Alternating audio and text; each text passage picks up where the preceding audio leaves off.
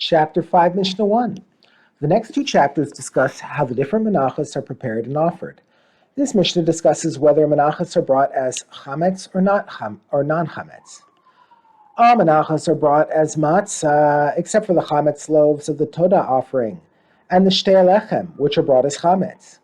The Mishnah discusses how the Todah loaves and shtei lechem were made into chametz. Normally, dough is made into chametz by mixing in sourdough, dough that fermented to the point that it can cause other dough to rise. When making these mincha loaves, though, a person cannot simply add sourdough because each loaf must contain precisely 1 isaron of flour. Adding sourdough to the mincha will make the loaf larger. The Mishnah cites a dispute about how these menachos were made into chametz. Rabbi Meir says one removes sourdough for these loaves from within the menachos themselves, and this sourdough makes them chametz. That is, after a person measures an isaron of flour for each loaf, he takes some of that flour, mixes it with water to make dough, and allows it to ferment and become sourdough. He uses that sourdough to make the rest of the mincha into chametz.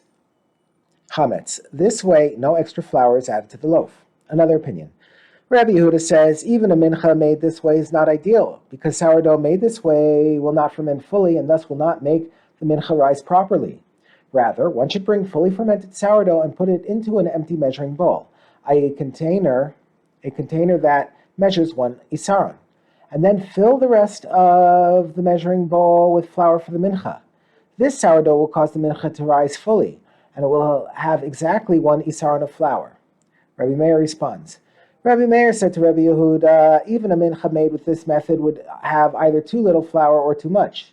Since sourdough does not have the same volume as flour, a mincha prepared with this method will either be larger or smaller than the required amount.